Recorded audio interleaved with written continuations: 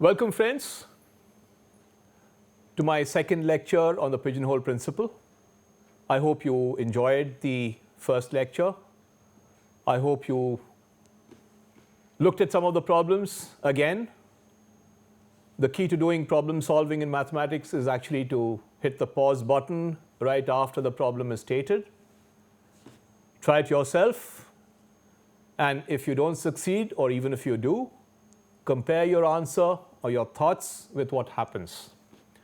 This is actually the correct way of doing problem solving. It's not a great idea to look at the problem and immediately look at the solution and go on from there, because then it's not a learning experience. Let me quickly revise what the Pigeonhole Principle says. Luckily for me, that's not going to take very long, and for you, therefore, to revise. And let me begin that way so that then I can go on full steam into the second set of harder problems on the Pigeonhole Principle, or let's just say different problems. So the pigeonhole problem essentially consists of making pigeonholes or letter boxes. The symbol I used for the letter boxes was M, so there are M pigeonholes or M letter boxes. And the number of letters that go in there is n. These n letters go into these letter boxes. And I'm going to assume that n is greater than some k times m. K is a fixed positive integer. Conclusion: there exists a letter box containing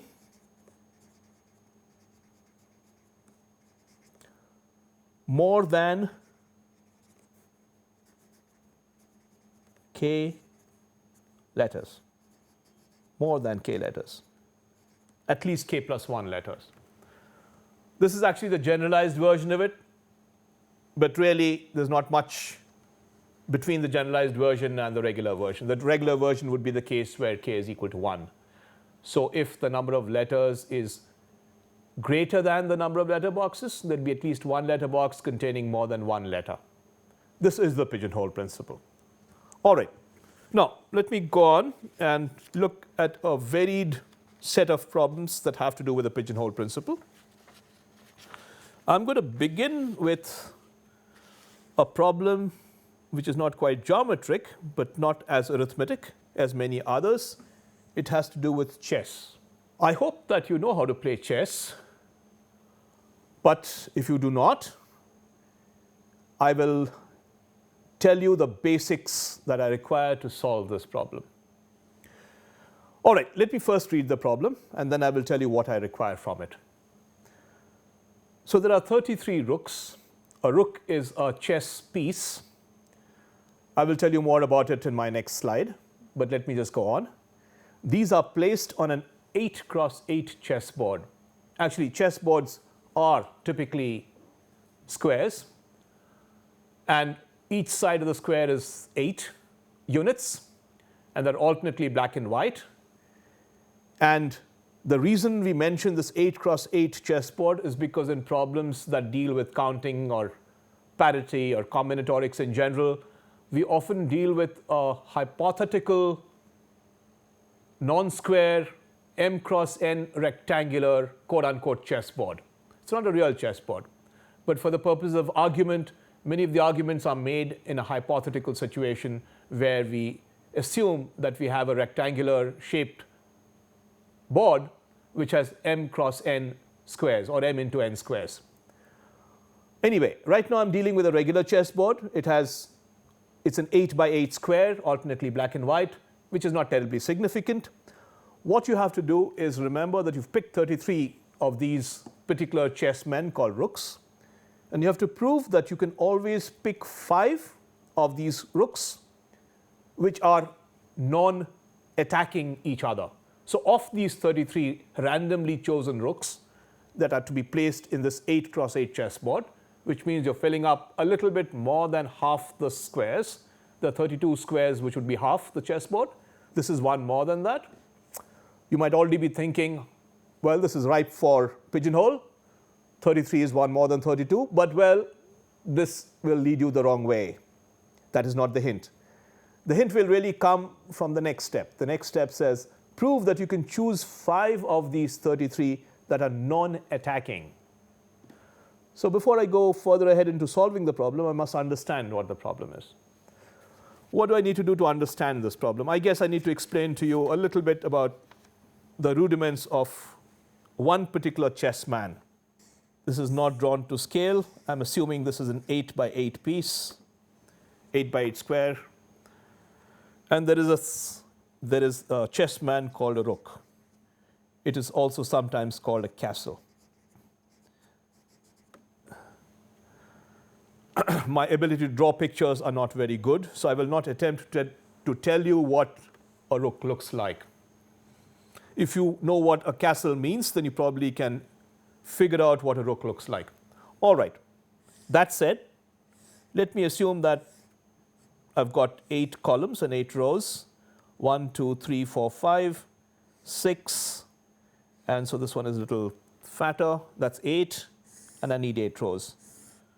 3, 4, 5, 7. So let me just stretch this like this. I hope I have 8 rows and 8 columns. Now, let me just denote a rook by a symbol R. This is how the rook moves on a chessboard. It moves in a direction which is called east and west, or moves along the row it is placed in, or it moves in the direction of north and south, which means it moves in the column it is placed in. It can move any number of squares so long as it does not leave the board. Now, although this does not matter, there's a fixed number of rooks that are placed in a chess game. But since we are not playing the game of chess, we can place any number of rooks we wish. The problem says, and let me put this problem one more time in front of you very quickly. It says that I have this 8 cross 8 chessboard. I have to place 33 rooks. That's a whole lot of them. More than half the squares are filled by them. And no matter how you place these 33 rooks, you will be able to pick 5 of them which are not attacking each other. Now, I didn't tell you what attacking means, but it kind of explains itself given the movement of the rooks. So here are my rooks. So 2 rooks which are in the same row or in the same column kind of attack each other. They kind of come in each other's way and they kill each other. So when you say 2 rooks are not attacking, let's say R1 and R2, they are non-attacking. Non-attacking. It means simply that they are placed in different or distinct rows and also in distinct or in different columns.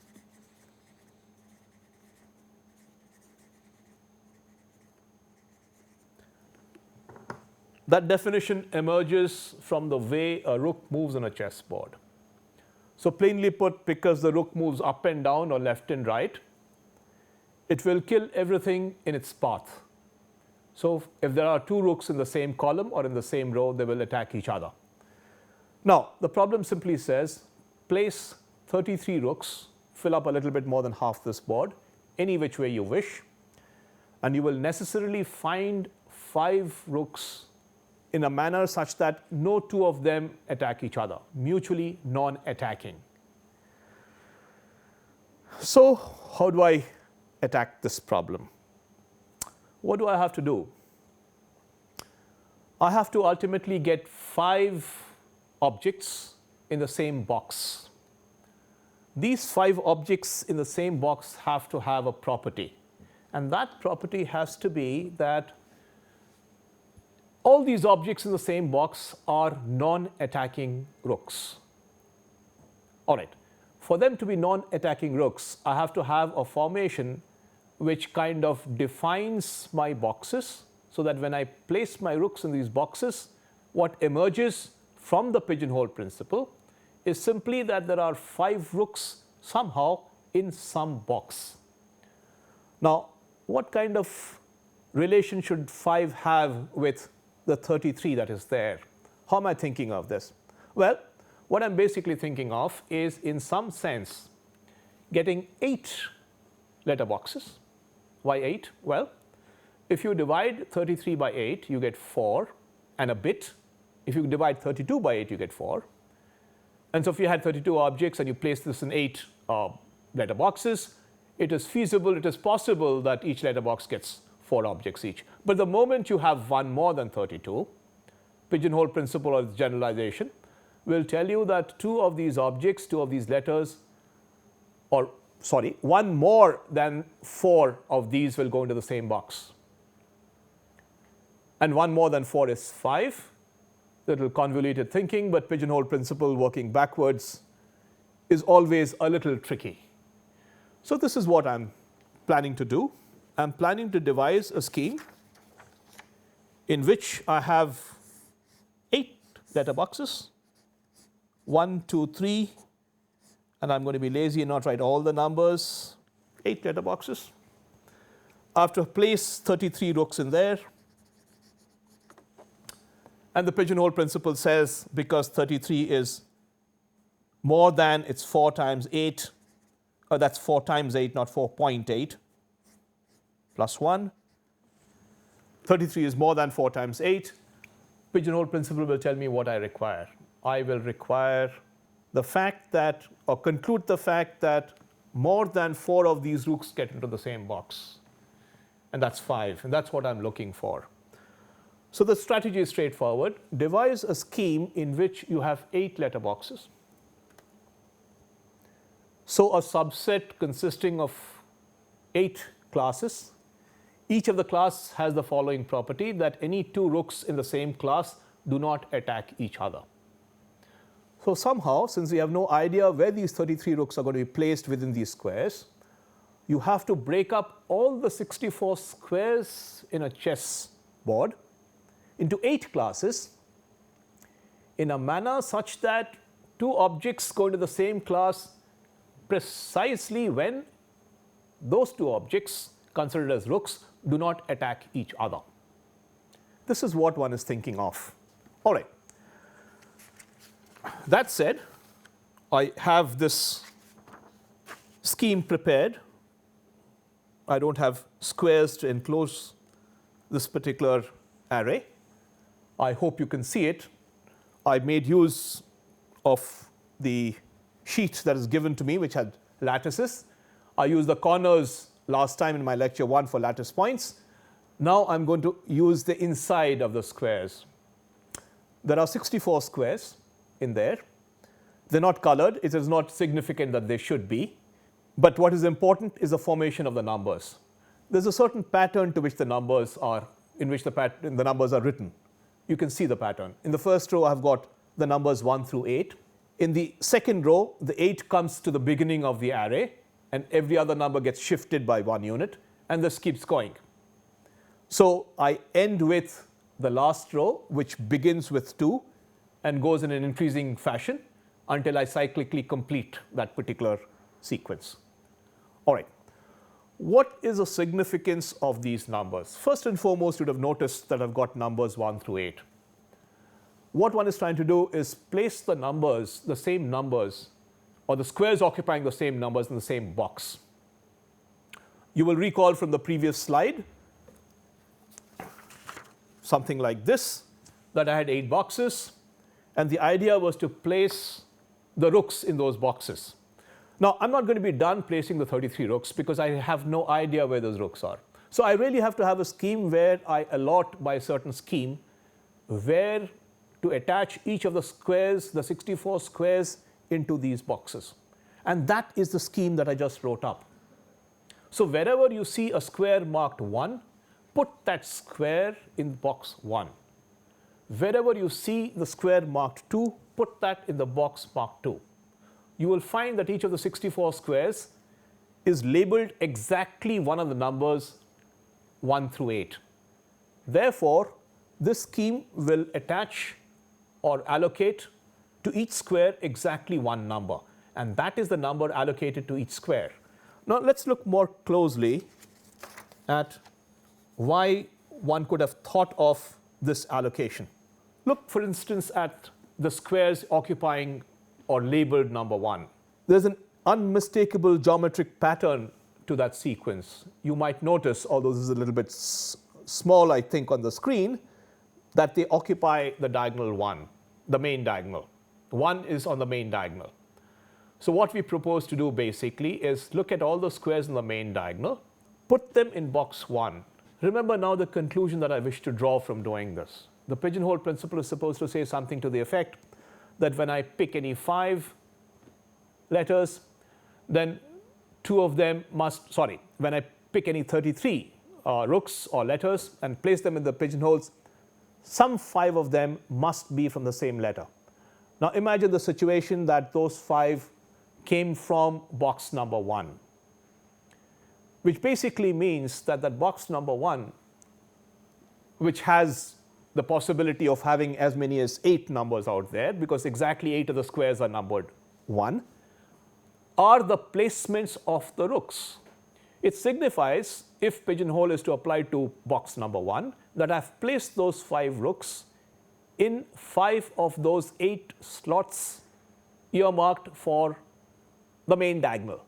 Now, the way the rooks are placed, these rooks are going to be non-attacking because no 2 of them are in the same row or the same column. If you attach a pair to each square, its row number and its column number, then each pair of rooks will have a distinct row number and a distinct column number. This is the meaning of saying that they are non-attacking. So all that one has done is looked at the top left corner, 1, and picked 7 more so that they are mutually non-attacking. Could I have picked any more square and labeled it 1? In fact, by pigeonhole principle, no. Because the moment I picked a 9th square beyond this 8, I would have to repeat one of the rows because there are only 8 rows out here. As a matter of fact, by the same logic, I would have to repeat one of the columns. The moment I place 2 rooks in the same row or in the same column, they are no longer mutually non-attacking.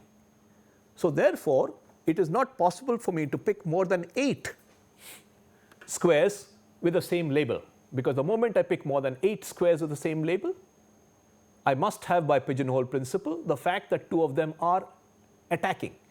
And if my conclusion is to be non-attacking, I have no choice in the matter. So whatever scheme I devise, it must have exactly 8 squares earmarked 1 and exactly 8 earmarked 2, and so on and so forth, all the way till 8. It's a very tight fit. So this is one scheme in which, for example, once I decide to permute the symbols 1 through 8 in a manner such that 1 occupies those squares, 1, 1, 2, 2, 3, 3, and so on and so forth, and then I focus on 2. Notice that 2 is also along a diagonal, not the main one, the one next to the main one.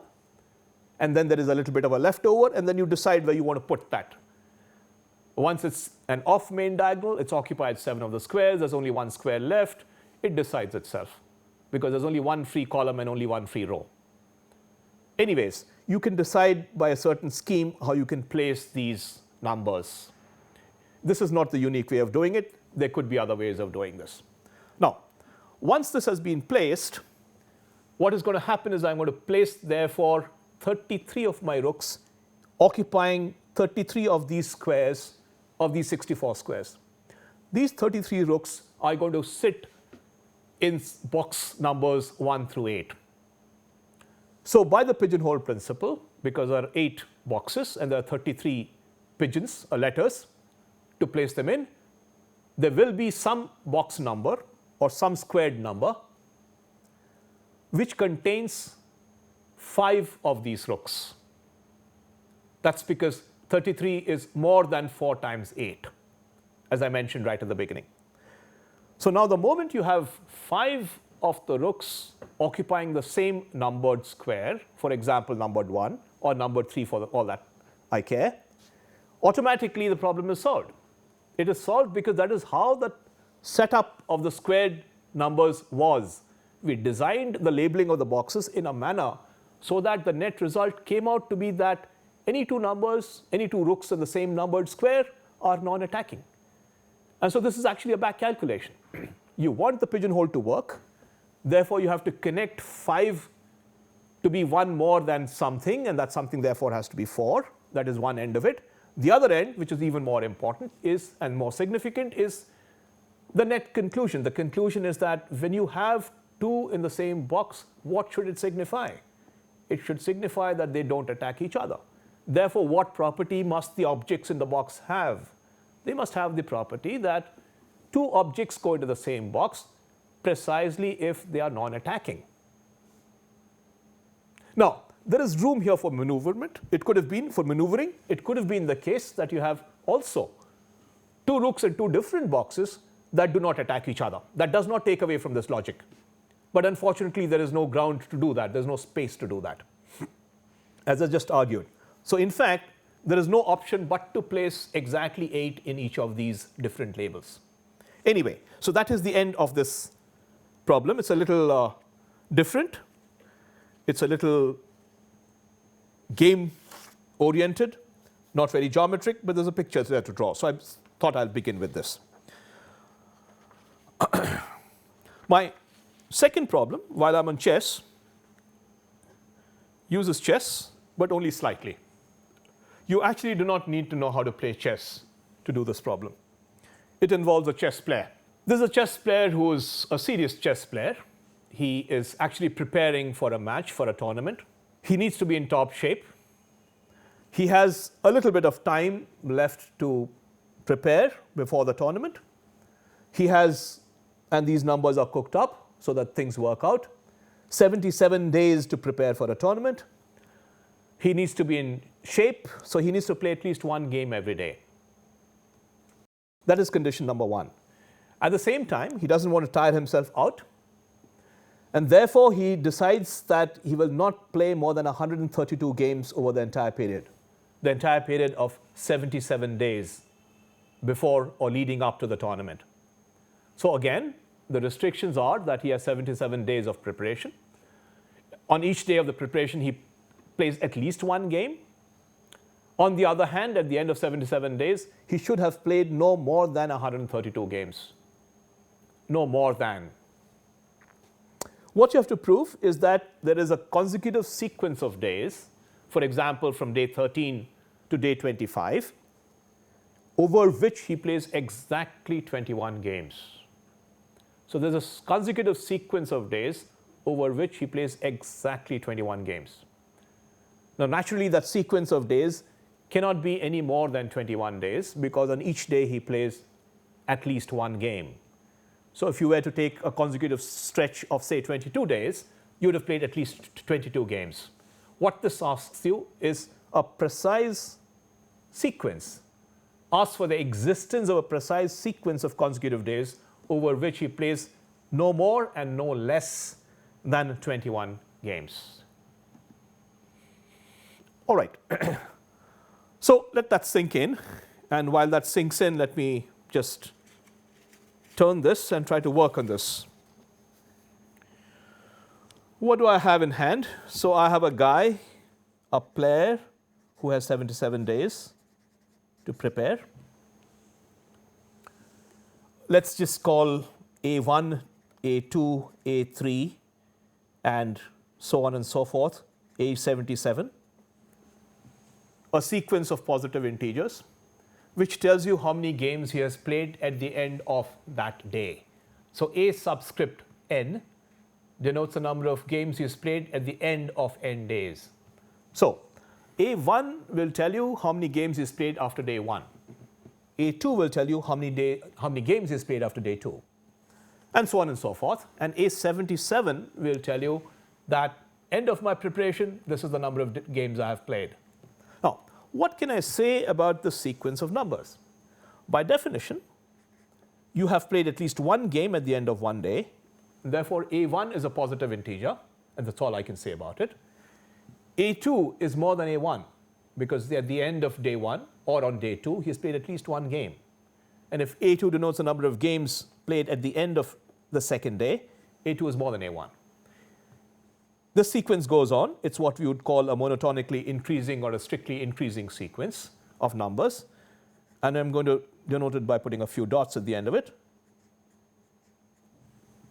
And write less than A77. Now, A77 is no more than 132. If you recall, the total number of games that he could have played at most is 132. These are very cooked up numbers. And somewhere down the line, when you apply Pigeonhole Principle, you have to be able to think out of the box, pun intended, and figure out what the connection is between all the numbers that are thrown at you. This is a little daunting out here. This is slightly different from the others. But let's see if you can piece the numbers together. What are the numbers that are given to us? Let me throw this problem again at you. Let me look at it one more time. Well, one number that strikes me right at the beginning is 77. That's somehow significant to the whole problem. Then it says he wants to play at least one game. I will let it pass. It simply means that these numbers are distinct. The next significant number that I see is 132. What is the connection between 77 and 132? I have no clue. I can't see a direct connect between them. It's not like it's one more than a multiple of 77. I need to go on. I need to go on also because I haven't drawn the conclusion. What is the conclusion? So there's a sequence of consecutive days over which he plays exactly 21 games. If you read this problem backwards, then it probably will make the most sense in terms of figuring out how to do this. So this is not dissimilar in a certain sense, or should I say it has some common things with the problem we discussed in lecture 1, the one in which we showed that no matter which n integers you take, there will be a subset of that set of integers which is a multiple of n. I actually did it for n equal to 10, and I hoped you found time to work this out in the general case. Well, this is something similar to that. So the three numbers I take back with me are, and I write it on the sheet, 77 for the total number of days, 132 for the cap on the number of games, and 21 for the number of consecutive days, total number of consecutive games that he must have played, total number of games he should have played over a consecutive period of days. Over a consecutive period of days. What does that mean? Well, supposing that consecutive period of days was between day 1 and day 22. As in, day 1, he has played A1 games. At the end of day 22, he has played A22 games. How many games has he played in between? Well, A22 minus A1. What are the number of games he's played between, say, day 5 and day 63? Well, it's A63 minus A5. So plainly put, AM minus AN denotes the number of games he's played between days or on days n plus 1 all the way up to and including day m. Now, do I know what this difference is? I don't. What do I want this difference to be more significantly? I want this difference to be exactly 21.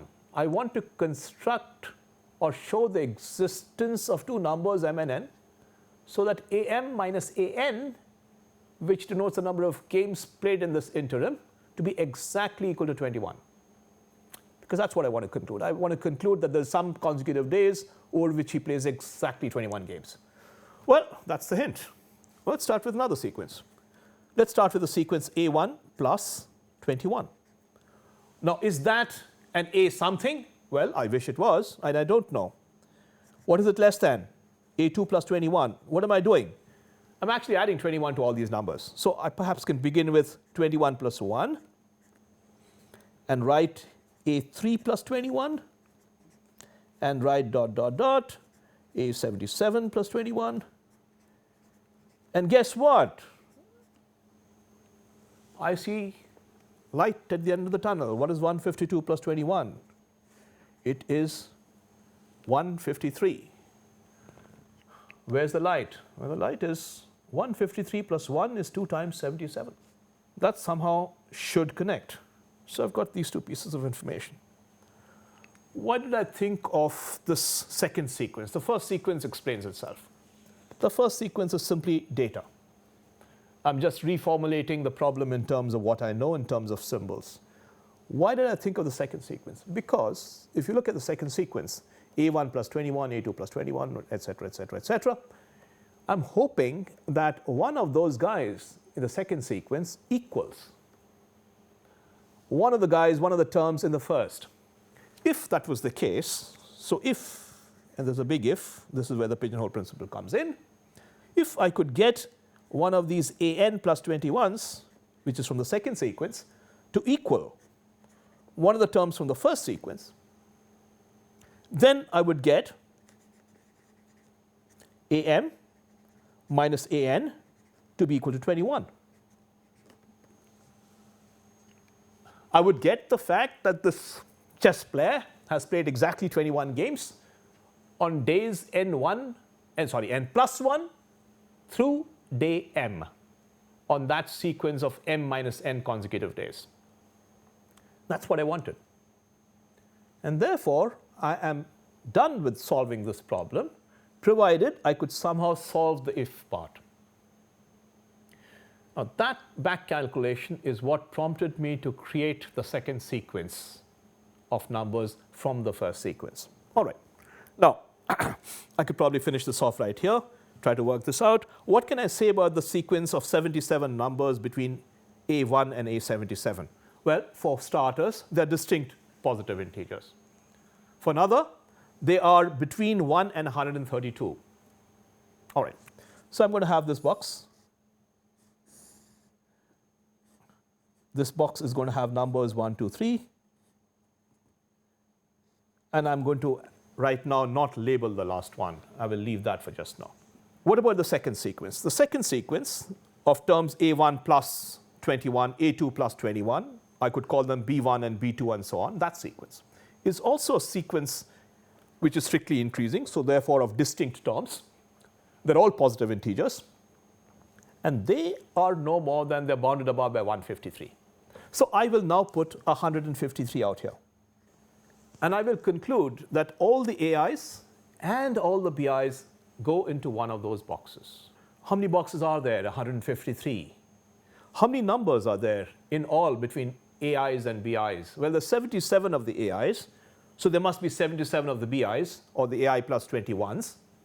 In all, there's 154 numbers. And if you've come this far, 154 or 2 times 77 is 1 more than 153. It would be too much of a coincidence to think that pigeonhole isn't going to apply. Pigeonhole must.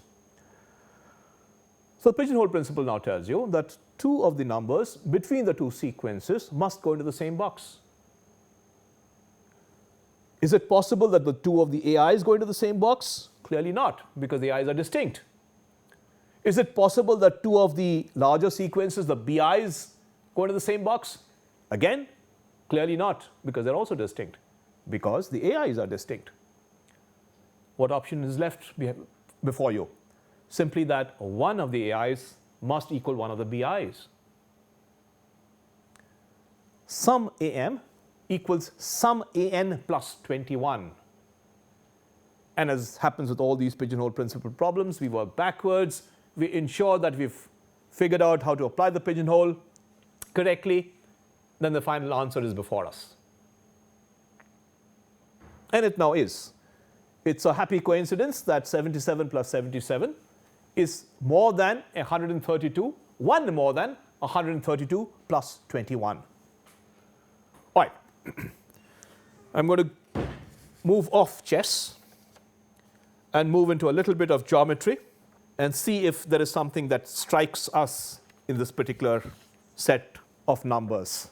The significance of these numbers will probably be clearer to you if you think in terms of geometry, or more specifically in terms of trigonometry. Let me read this problem out first. It's fairly small, does not require much background. Those are always the most dangerous ones because you have not much data to work with. What does it say? It says if you take any 7 real numbers, and although there's no mention whether these 7 are distinct or not, a quick glance at what you want to conclude will tell you that you better take them to be distinct. Because if any 2 are equal, then clearly that the conclusion will be valid. What is the conclusion you seek?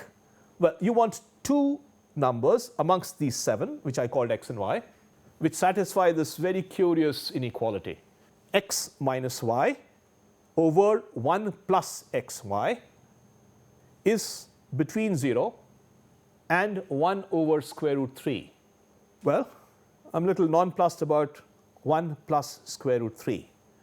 What is the significance of 1 plus square root 3 in this whole problem? Well, I get the following clue. I see that I have to pick 2 out of 7. So in some sense, I have to therefore have something like 6 letter boxes, 6 being 1 less than 7. If I were to place these 7 real numbers in these 6 boxes by a certain scheme, Pigeonhole Principle would tell me that 2 of those numbers would go into the same box. Presumably, these numbers would then take the shape of x and y. And so I should have a scheme where the numbers in the same box are placed in a manner such that that inequality, that very funny looking inequality, a strange looking inequality, because right now we've been typically dealing with whole numbers and we're not used to dealing with real numbers all of a sudden, that inequality is satisfied. How does 6 connect with these numbers? The only numbers I can see there are 0, which is not very significant, and 1 by square root 3. Well, as I told you, let's look a little bit into trigonometry. And let's just very quickly look at a specific function that takes the value 1 by square root 3. This is not drawn to scale, and it doesn't really matter. All I need is a little rough idea of what I'm thinking of. These are lines x equal to minus pi by 2 and x equal to plus pi by 2. And there's a certain trigonometric function, a fairly common trigonometric function that you might have encountered, called tan x. The tan x is actually not defined at x equal to minus pi by 2 or at x equal to plus pi by 2. That's because the cosine function vanishes at those points. The graph of tangent x, you might recall, goes something like this. It passes through the region, and it is in fact a monotonically increasing function. That basically means that any 2 points, x1 and x2, are such that if they are not equal, then x1 less than x2 implies tan of x1 is less than tan of x2. So something like tan x1 is less than tan x2 if whenever x1 is less than x2, and of course I'm assuming that x1, x2 belongs to the interval minus pi by 2 to plus pi by 2. So if I take any 2 points, x1 and x2, let's say x1 less than x2, tan of x1 will be necessarily less than tan of x2. That's the meaning of saying that the tangent function is increasing. There are analytic or other ways of showing that the tangent is an increasing function. It's also one-to-one, and it's onto, none of which I require. All I require now is to use my boxes. I can use the boxes right here. Here is my open interval. The open interval is minus pi by 2 to plus pi by 2. And I'm going to create boxes by subdividing this. I don't know if I can do it very precisely in this picture, but I'm going to try. I'm going to subdivide this interval, whose length, by the way, is pi, into 6 equal pieces. So if I've drawn my pictures correctly, 1, 2, 3, 4, 5, 6, all I will write is 6 equal subintervals.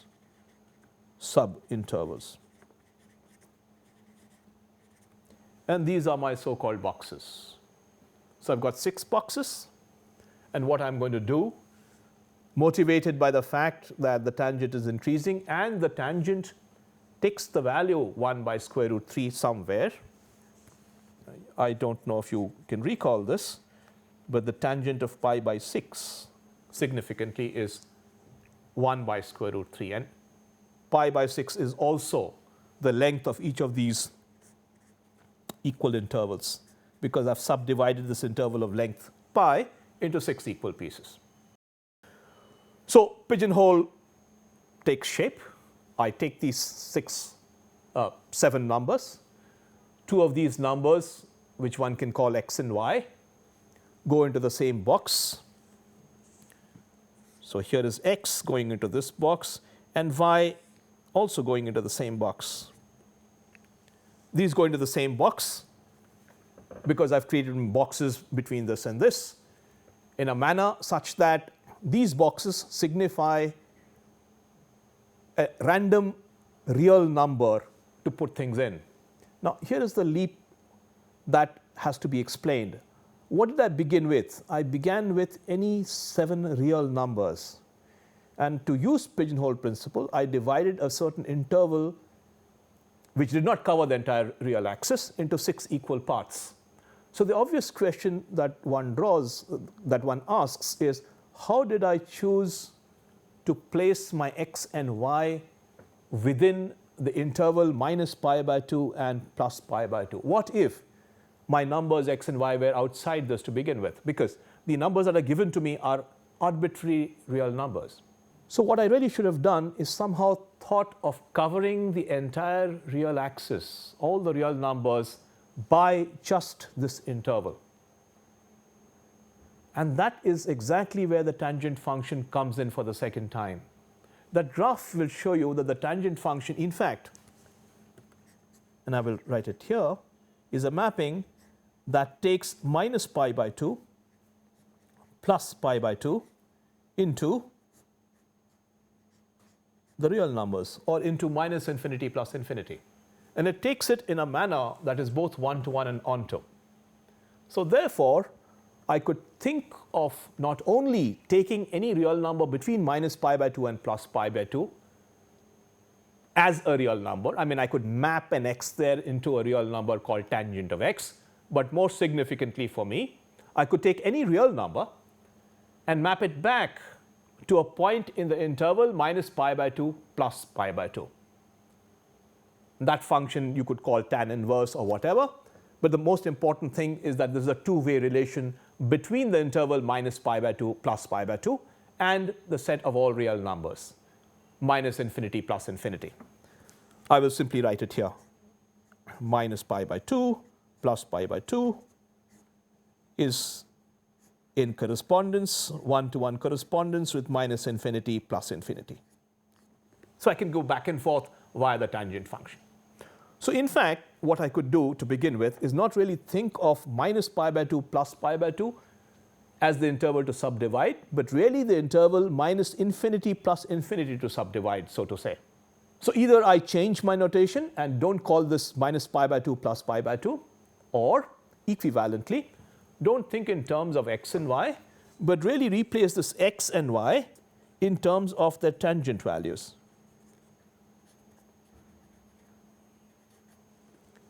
Because what the tangent values will then do for you is take a random real number in this interval minus pi by 2 plus pi by 2 into the real axis.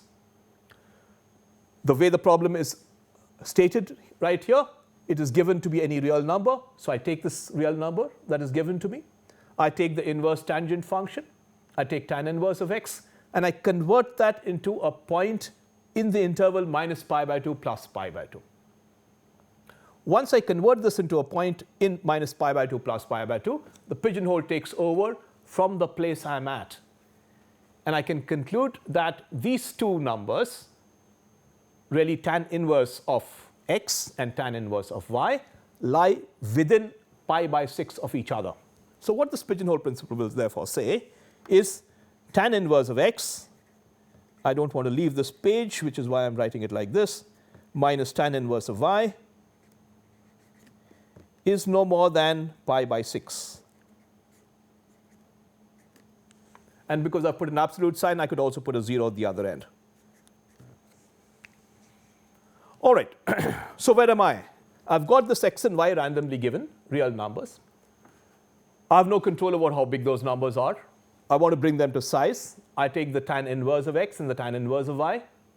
Now I'm looking at two numbers, a and b. tan inverse x and tan inverse y that lie within this interval minus pi by 2 plus pi by 2. And by pigeonhole principle, two of these numbers have to be such that their difference is no more than pi by 6. I'm almost in shape now because all I've got to do is recognize that the tangent of pi by 6 is 1 by square root 3, and the tangent is an increasing function. So if I look at the tangent of these three quantities, tan 0, tan of pi by 6, I get the upper and the lower bounds of 0 and 1 by square root 3. And by the trigonometric identity, which tells me what is tan of a minus b in terms of tan a and tan b. Recall that tan of a minus b is tan a minus tan b over 1 plus tan a tan b. From this trigonometric identity and the fact that it's increasing, I get tan of, maybe I need a fresh sheet. I've got tan of a minus b is tan a minus tan b over 1 plus tan a tan b.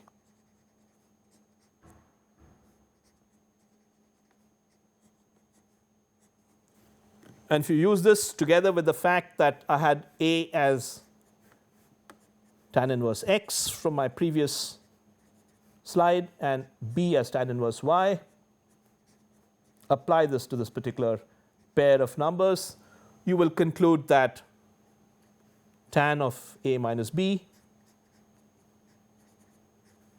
is equal to x minus y over 1 plus xy. And because tan is increasing, and the fact that you had this a minus b lying within 0 and pi by 6 will then tell you what you wanted, that 0 is less than equal to x minus y over 1 plus xy, less than equal to 1 over the square root of 3. Little tricky, unless you made the connect with trigonometry, unless you saw that pi by 6 was equal to 1 by square root 3, this would not have been this easy. So there are little bits of divine intervention, if you like. The way you connect with 6, the way you think of 6 is because there are 7 real numbers. Pigeonhole immediately lets you think of 6. And then you connect 6 with 1 by square root 3 in the sense that tan of pi by 6 is 1 by square root 3, and then you're off and running. It's not one of the easiest things that strikes you, but nevertheless. All right. Now, I'm now going to go into my next problem. I'm not sure how much time we have, but if I run out of time, because there is a cap on the number of minutes you have per lecture, I might suddenly have to only satisfy myself by giving you certain hints for this problem. All right, I chose this problem because this is a significant problem in the field of combinatorics. It's a little different from others, and it's also more important than anything else that I have done in terms of importance, in terms of the fact that this is a well-known result. I didn't want to leave this out, so if it is the case that this is the last one, then so be it. What does this say? Well, you've got p and q, these are positive integers, and you have n greater than p minus 1, q minus 1. So things have been placed directly in terms of a pigeonhole concept. In some sense, p minus 1, q minus 1 kind of places itself as the number of letter boxes. N places itself as the number of letters. How you choose those letter boxes and letters is up to you. And what you really have to prove is what comes up. You take any sequence of n integers. Now, integers are not significant. You can take real numbers, for that matter, or rational numbers. And it's also not significant whether or not they are distinct. But for the sake of definiteness, although I haven't added it out here, let me also add that the sequence of n integers are distinct. If they're not distinct, the result will still hold good. I will just have to change the definition of what is increasing and decreasing. So I've got n integers, and you have to prove that there is either an increasing subsequence of length p or a decreasing subsequence of length q. So let me hold that slide for a bit, because it will take a while for us to this whole thing to sink in, and then I will try to work out what I'm trying to prove out here. So again, p and q are positive integers. N is bigger than some quantity that involves p and q. You're given a sequence, which means you are given a set of numbers ordered in a particular manner, something that is in bijection with, that comes in a certain array, in a certain formation, in a certain. So I will end this with a significantly important problem, which goes back almost 100 years. I feel that this is probably a good place to end. I may not be able to complete the solution in all, but I will try to tell you how to set up the problem and how the pigeonhole may be applied, and I hope that you can work this through. So you have two positive integers p and q. You have n bigger than p minus 1 into q minus 1, and you have a sequence of n integers. Now these integers need not be distinct. So these integers are listed in a certain order. That's what a sequence means. Let's say a1 to an. And what you have to prove is that this sequence will contain a subsequence. That means you can take, if you like, some of these terms but not all, but take them in the same order in which they appeared in the original sequence. Now this subsequence will have either the property that they're increasing, that means each term is bigger or equal to than the previous one, and there are p such terms, or it is decreasing and has q such terms. This is what you're required to prove. Now since I'm running out of time, I'm going to hurry a little bit. So what I have is n terms, a1, a2, a3, and so on and so forth, an. I'm given that n is more than p minus 1 into q minus 1. Now this particularly suggests that I somehow have to make up a box consisting of p minus 1 into q minus 1 slots, or p minus 1 into q minus 1 letter boxes. I have to place n letters in them. And the moment I place n letters in these p minus 1, q minus 1 letter boxes, two of these letter boxes will have the same property, whatever the property is. Now, how do I set this up? So you fix a symbol I. For simplicity, I'm going to just start with 1, a1. You can do this for any I. And you attach with it a pair of numbers, which are positive integers. For 1, I will call this L1 plus and L1 minus. What does L1 plus and L1 minus mean? So all right, so I have the sequence. Let me plot it on the y-axis, because then you can think of going up and down more easily. Let's say this is my A1. Let's say my A2 is here. Let's say my A3 is here. Let's say my A4 is here. And let's say my A5 is here.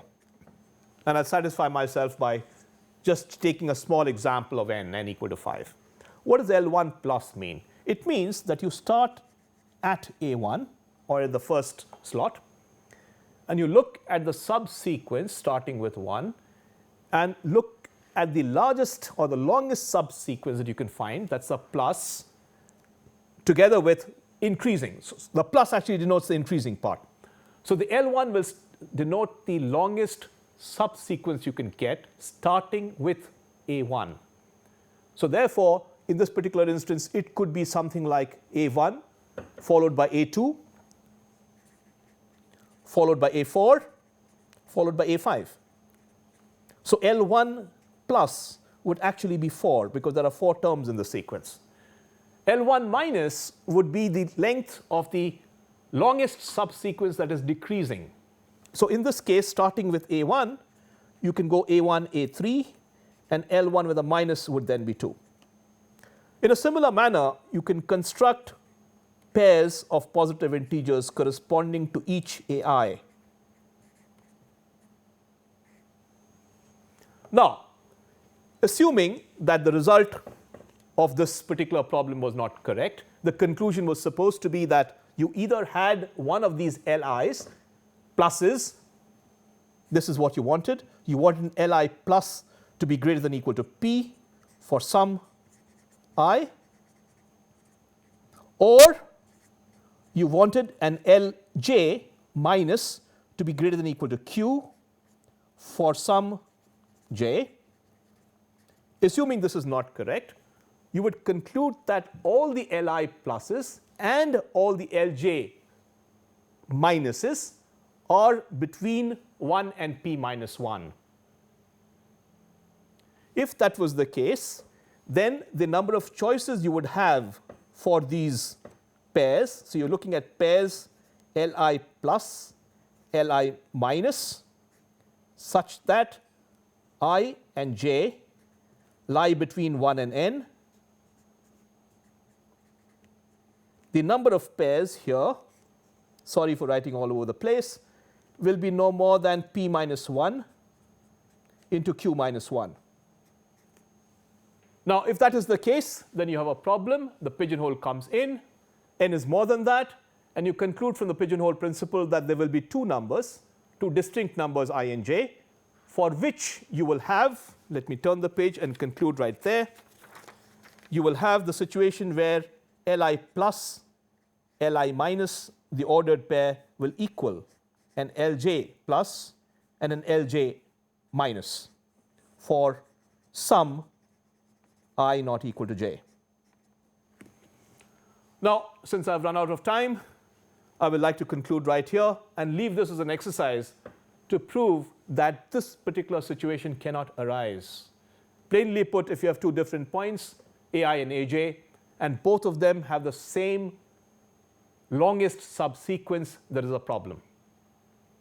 And the same thing would arise, the same contradiction would arise if you look at the longest decreasing subsequence. With that, I will end my set of problems and my second lecture for the pigeonhole principle. I hope you take this as an opportunity to verify and work on other problems on the pigeonhole principle. Thank you.